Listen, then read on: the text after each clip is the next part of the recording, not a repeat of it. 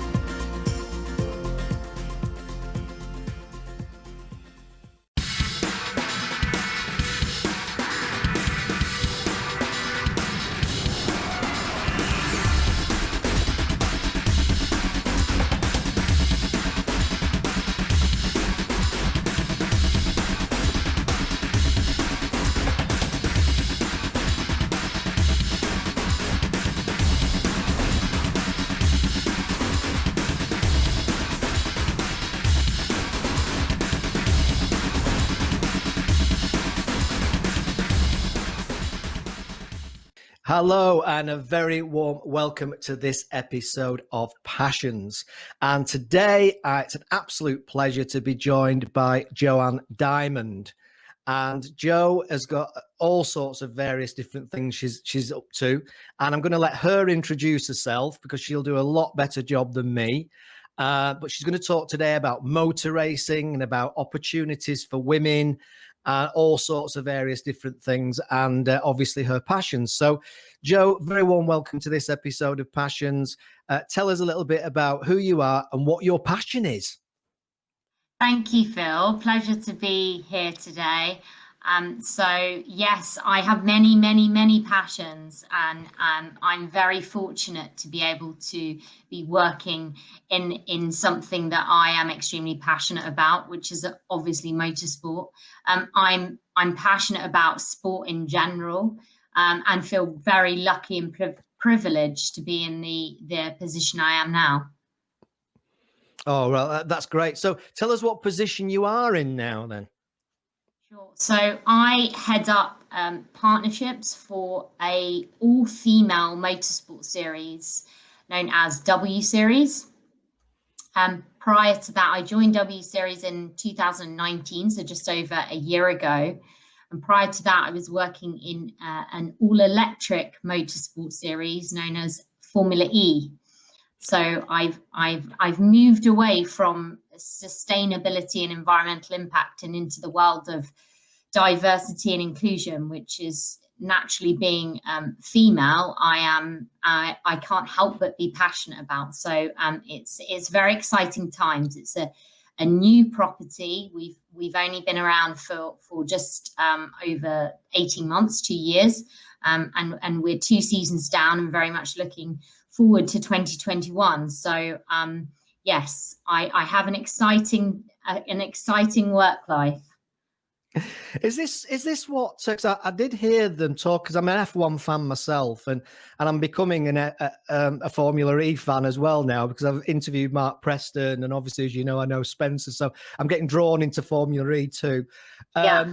But I vaguely remember hearing David Coulthard talking about W Series. Am I dreaming, or is that right? Yeah, so number one, I know Mark Preston very well. I used to work alongside Mark Preston at DS Tutor in Formula E. So he's a very busy man as well at the moment, and very much enjoyed my time there.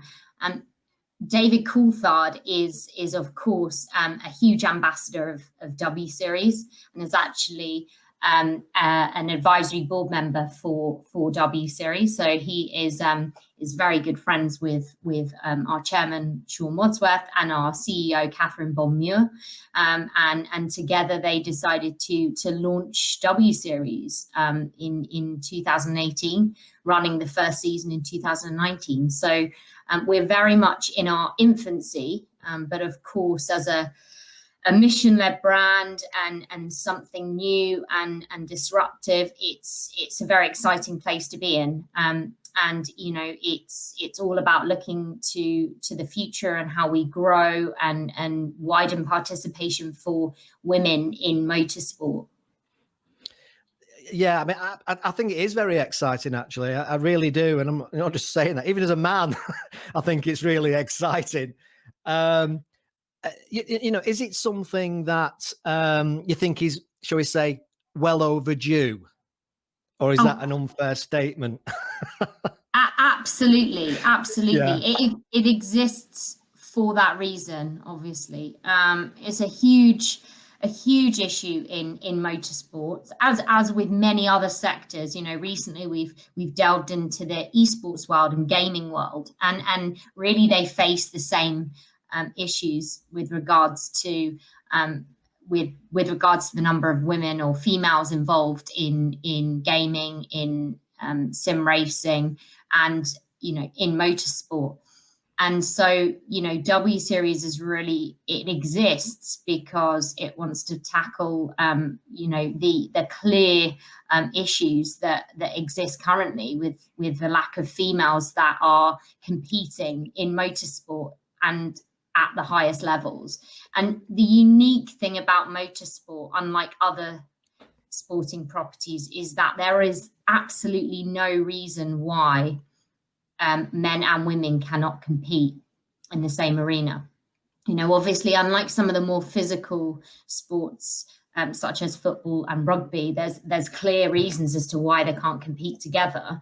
But motorsport isn't just obviously about physical performance. That is a big part of it, but it's there's a huge amount of technical development and technical understanding that's involved.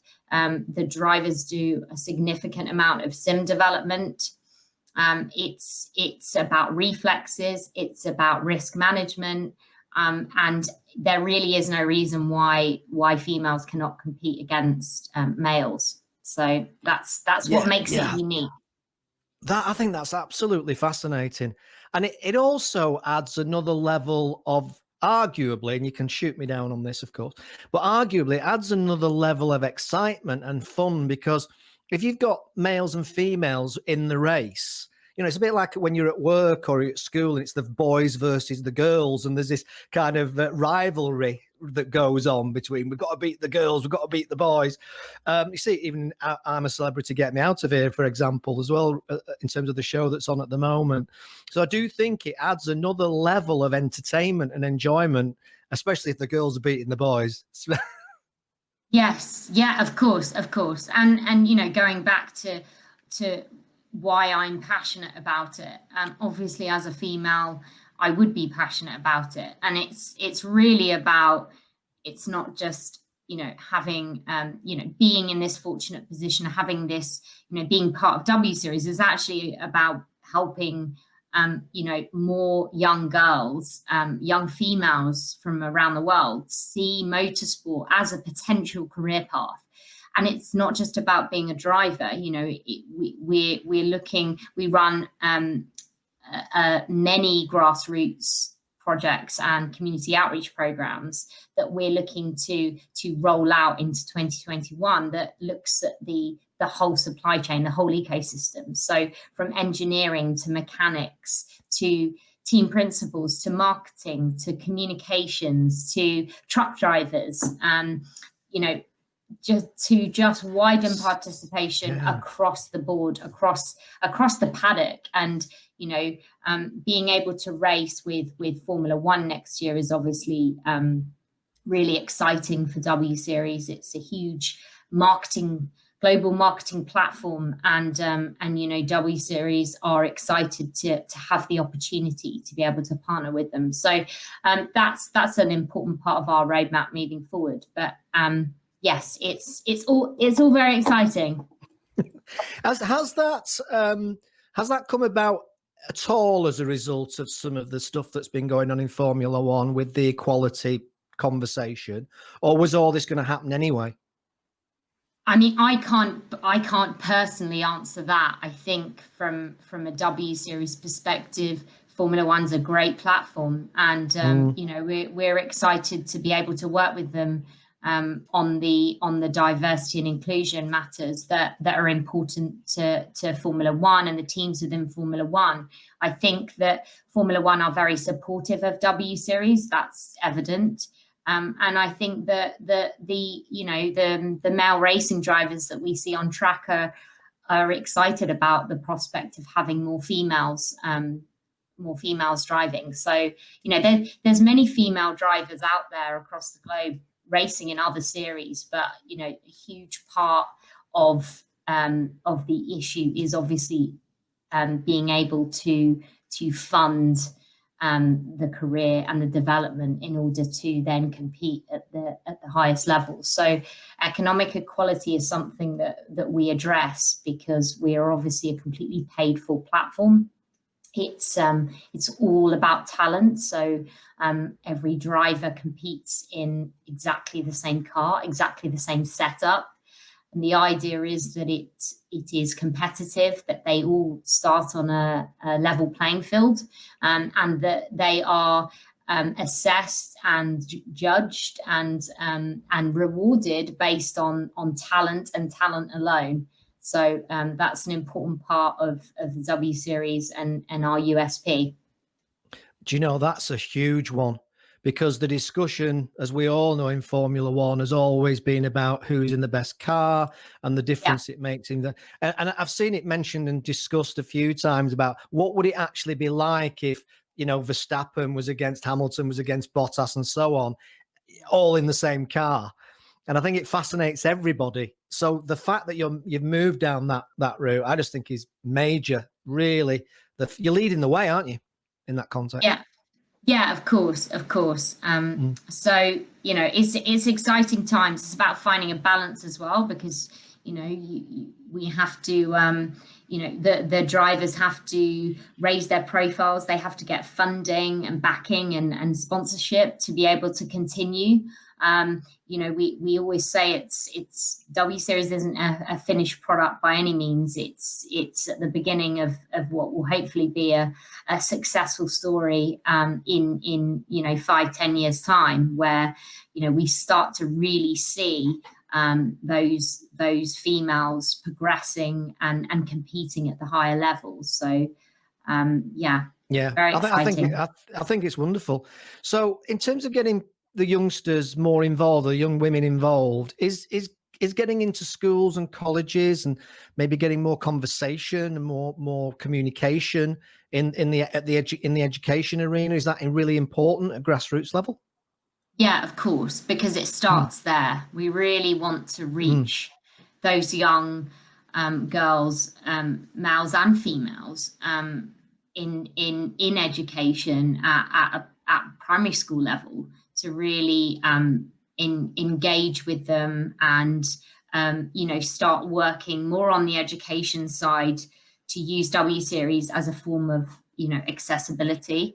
To be able to encourage girls to get into engineering, to get into the sciences, to get into mechanics, is really what it's all about, and it has to form a large part of what W Series moving forward does. And I think that we are only 18 months down, 2 years down, and there's a long way to go. And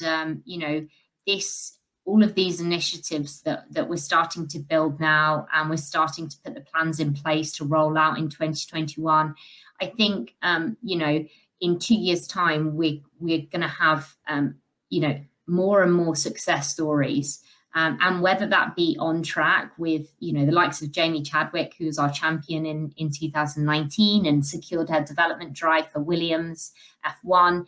I think also having success stories and seeing some young females from around the world getting into engineering because they have, they've met one of our drivers at their school, and they've watched a W Series race, and they've seen these amazing young women competing and battling it out on a racetrack is just fantastic. I think I hope that we'll get more girls involved in all areas of motorsport as a result.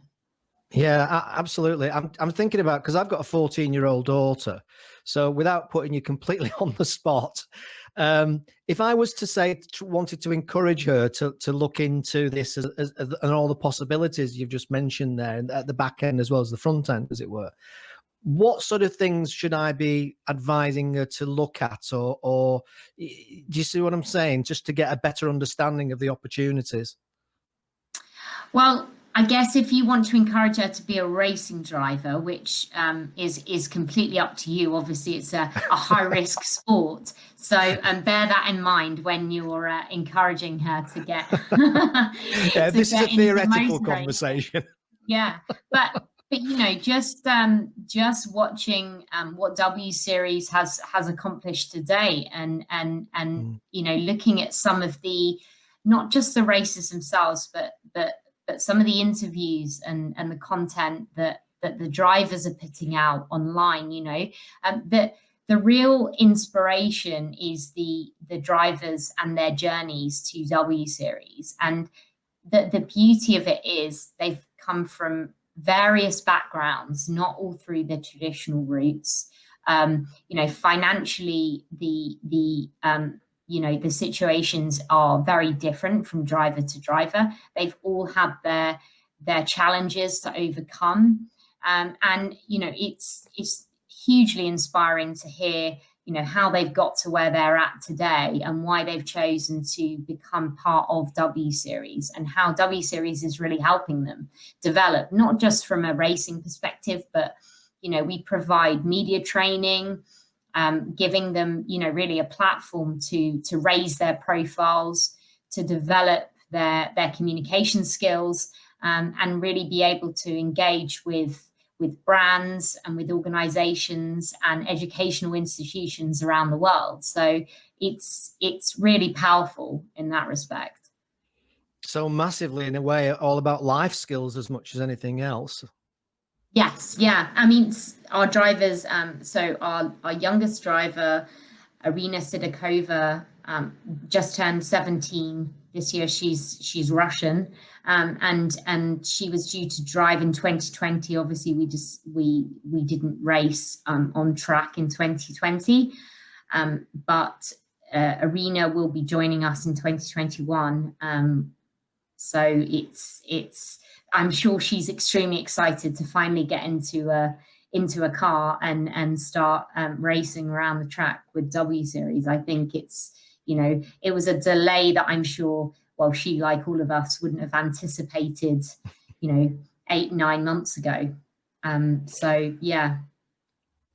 Yeah, sometimes I think you wake up in the morning and think, and I certainly think this will be the case next year, where you look back on 2020 and think, did that really happen, or did I have a dream or a nightmare, as the case may be. Okay, so in terms of the sponsorship side of it, which I know obviously you're involved in, is it tougher to get sponsors involved? Or is it the fact that women are involved and it means that there's more, shall we say, female orientated brands, for want of a better expression of putting it, are interested in it because it's got the female association? Yeah, I think, of course, diversity and inclusion is a hot topic for every organization around the world. I think that, you know, the sustainability umbrella crosses over environmental impact and diversity and inclusion, and I think that that makes it very easy to be able to engage with brands and organizations, because we're talking about creating content and being a platform to communicating what we are doing within diversity and inclusion, and tackling some of those challenges, addressing some of the targets, and ultimately working together to widen participation and to increase the number of women, not only in motorsport but in industry, and what, you know, whatever level that may be. It's not just about having, you know, a higher percentage of females on the board of organizations. It's actually about attracting more women into some of those areas, especially the tech category is is heavily male dominated. It's about encouraging young girls to get inspired and involved and see it as a potential career path from a young age. And I think that's the educational piece. So naturally, the conversations are around diversity and inclusion and why we are passionate about it. And so that makes my job a little bit easier. Yeah, no, I can understand that. It's a bit different, isn't it? And I think anybody likes something that's a little bit different, and it is very different. And not only that, but there's a story behind it already in terms of what you've achieved. So I can see that. Just going now into your passion. You mentioned that passion, your sport is one of your biggest passions. Where did that come from? Were you like, doing somersaults in the back bedroom when you were 3, or driving, even driving a toy car when you were 4? How did you get the passion for sport as a whole? Yeah. So I think I've always been passionate about sport. My family are passionate about various sports. I mean, I played golf when as a child, as a teenager, actually. I swam, I did dance and amateur dramatics. I did any sport going that I could. I played hockey at school, netball. I still play netball today. Well, not currently, but under normal circumstances, I play netball. So I love team sports, that sense of community and camaraderie. And having that shared passion. I also train independently as well. I love running, and I participate in events, not at a competitive level by any means, but more for fun, and have done marathons. And I did the Mont Blanc Marathon last year, which was a challenge for me. So I like challenges. I love being challenged, and sport, health and fitness is a really good outlet for me. I've always been fit and healthy, and into sport to some degree, since being a child. So it's really part of my everyday life. And so motorsport is one area of that, obviously. It's great to be part of it, because you actually get to work with athletes. And I'm particularly interested in this psychology, the sports psychology of it all. I'd like to actually do more in that area, but we'll see. Maybe I'll do something on the side in a few years' time when I've got some time off. But yeah, I love sport. I think it's brilliant, and I think it's accessible to anyone everywhere. Yeah, no, that's absolutely true. Interestingly enough, I was for my sins, and if you follow football at all, you'll know that being a Bolton Wanderers fan is not something you admit in public very often. But I'll say it now in front of all these people watching this and you. But a few years ago now, when Sam Allardyce was the manager there, I was involved in a project that involved interviewing him and such like. And he was massive on sports psychology then. He brought psychologists in and sports psychologists. But I remember very clearly it was a bit kind of it was really unusual and really quite weird back then, and that's not that long ago. But it seems now sports psychology now is almost very much part and parcel of the norm, even in football. Yeah. I mean, I'm not a huge football fan, but I grew up with rugby league, if I dare to admit that. My dad was a huge rugby league fan, and I went to many matches, so I got to know both rugby league and rugby union to a degree. But yeah, it's changed. It's really changed since then to now, and looking at how they play now, and what's expected of them, and just really in terms of not just being good on the pitch, but this expectation they have to be provide the full package. They have to be marketable. So I think that that's the interesting part of it. And some do it better than others, obviously. But I have recently been keeping up with more of the football, the local football, and Premier League this year. I think because of lockdown, and been watching all the documentaries. I watched the Tottenham Hotspur one, and the Leeds one. Yeah, and so and obviously my family are huge Spurs fans and Chelsea fans and Fulham fans. So I've always been around football, but it's actually I've been watching more of the games, and maybe it's because of lockdown and the fact that we're trying to find other sports to get into.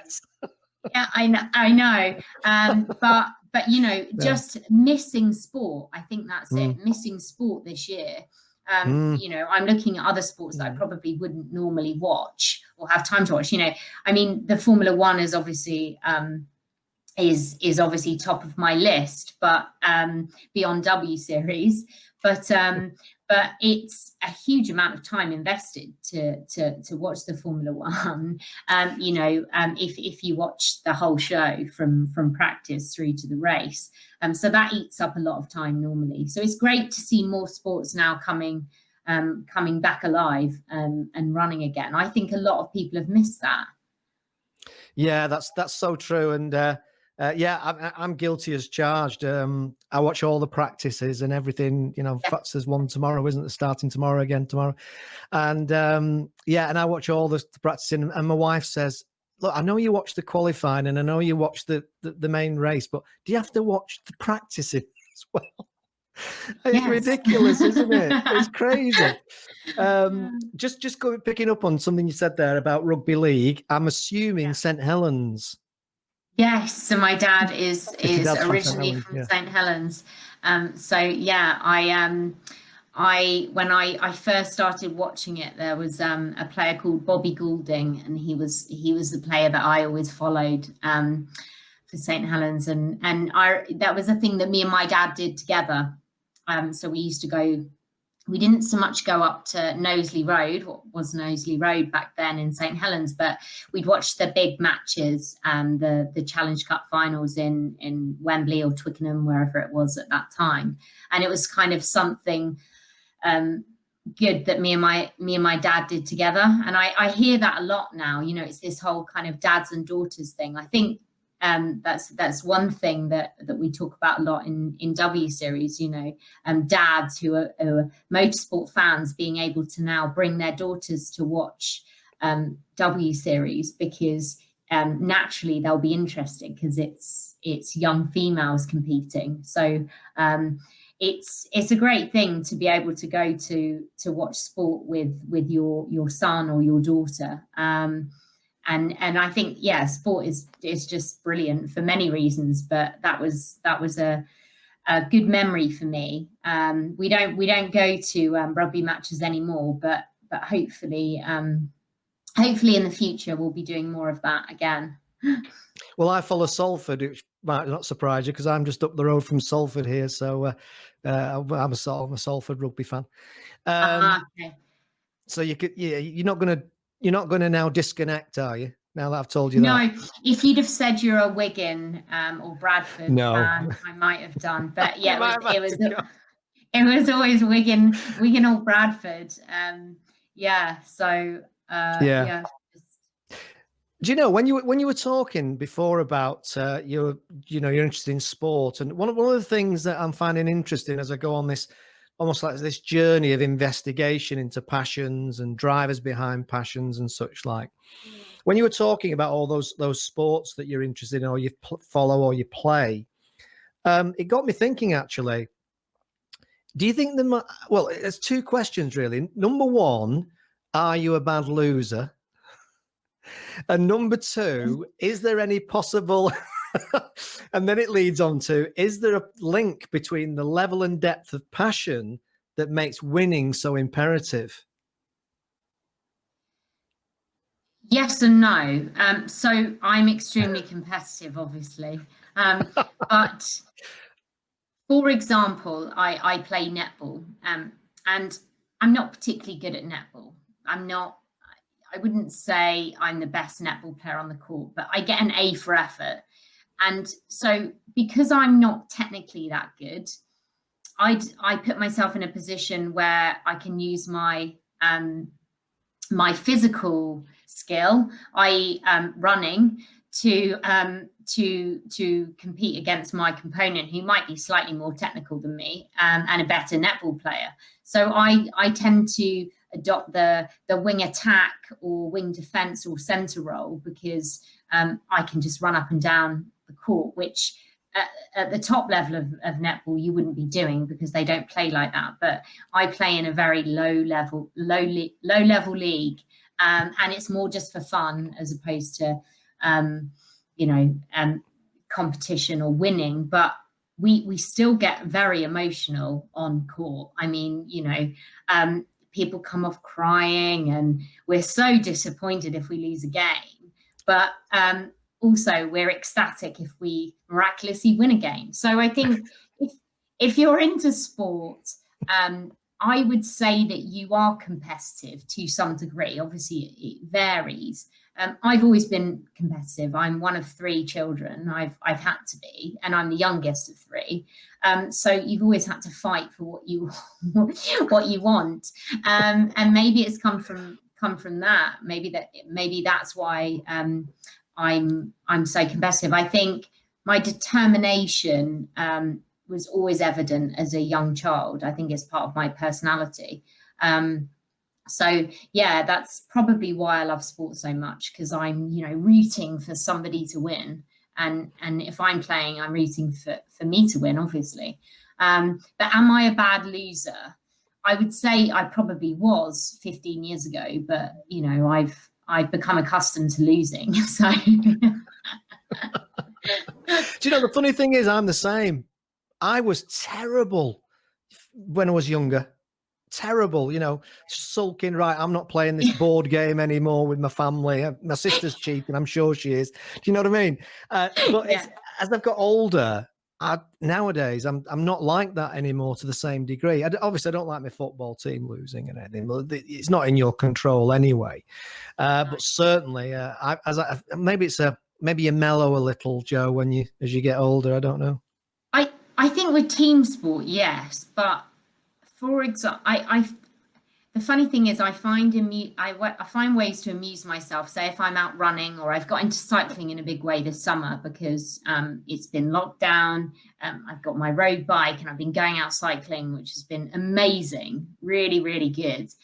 But if I'm cycling on my own and I see a cyclist in front of me, I have to overtake that cyclist. I don't know why, but I can't just poodle along and ignore the fact that someone else is cycling. I have to overtake them, even if it kills me. And I'm the same in the swimming pool. If I'm in a swimming pool and there's other people in the swimming pool, I have to swim faster than the person in front of me. So I don't know. Do you know it's coming out, Joe? It's coming out. You tried to be a little bit mad, but you're obviously very, very competitive. Maybe I shouldn't have asked you the question. Maybe I should have asked some of your friends the question, and they were going, "Oh, don't talk about how." Yeah, I know. Joey. I know. Yeah, but it's more to keep me amused. Yeah, you have to be, though. Especially, I mean, we talk about what we're talking about, motorsport in particular, and obviously, as I say, Formula One's what I know about, and you do see it, with what. One of the greatest, Lewis Hamilton, he can be such a sulker. If he's kind of lost or things haven't quite gone his way, he's not particularly likable at that moment in time, I think. Well, I rate Lewis Hamilton, obviously, and I totally empathize. I mean, I work with drivers now, and have done. I did in Formula E, and so you really get to know what happens behind the scenes, and actually what they give up, and what they go through to be able to compete at that level is so impressive. So when they do lose, or something doesn't quite work out at a particular race or a particular event, you understand why they get so frustrated and perhaps don't want to talk to the media immediately after, because to them, that's what they're there for. That's what they've worked towards their whole life. So yeah, I totally empathize. And I'm not a professional athlete, but that's why understanding their challenges and that journey to getting to that one event, I think is a great, I'm so fortunate to have that relationship with some of the drivers and the athletes. And I work with a driver now at W Series called Naomi Schiff. She races under the Rwandan flag, and she raced for W Series in 2019. And since then, she's come into W Series, and she is our diversity and inclusion ambassador. So she works with me on a day-to-day basis, and so I have many meetings with her and clients, and really she's the case study. So I bring her along, and she just talks about her journey and her experiences, and it just makes you feel so good about what you're doing, because she's the result of W Series. She's one of the success stories, and I think that to work with someone like her on a daily basis is a privilege. So yeah, it's all about passion. It's all about drive. And if you're not passionate about what you do, then I think that you should do something you are passionate about, because life's short. Yeah, that's a wonderful way of putting it. And I guess from what you were saying there a minute ago, sacrifice, being prepared to make some sacrifices along the way if you want to be the best. Yeah, definitely. And that goes to everyone. If I work in an extremely demanding industry, and you to a degree you live and breathe it. You live and breathe it 24 hours a day. So you have to be passionate about what you do. But in a previous life, I worked in educational publishing for years. I started out in marketing and educational publishing, and it gave me a good strong background in marketing, and I got to meet some fantastic people. But it got to the point where I thought, yeah, I'm not getting what I want from this career. I was in a great position. I had great friends, and I had a good work-life balance, but I wanted to work in something that I loved. So naturally moving into sport ticked all those boxes for me. Cool. That's absolutely wonderful. Right. Okay. So final question then. Final question is, where can people get one of those lamps from? Oh, that is a made lamp, but I need to do that. So it's like that from made.com. Fantastic. Getting a bit dark. I should probably have it on now. Yeah. No, it's wonderful. I'm going to go straight on Amazon and see if I can find one. There you go. Joe, thanks very much for joining me today. Absolutely fantastic. If people can't be inspired by that, particularly young women and women, I think what you're doing is fantastic. I'm really looking forward to watching how the W Series develops, and especially, obviously, as it supports Formula One next year. And thanks for sharing all your insights and for sharing with us the fact that you're a bad loser. It's very appreciated. Thank you so much, Phil. Lovely to speak to you. Thanks, Joe. Take care. See you again. See you again. Bye-bye. Bye.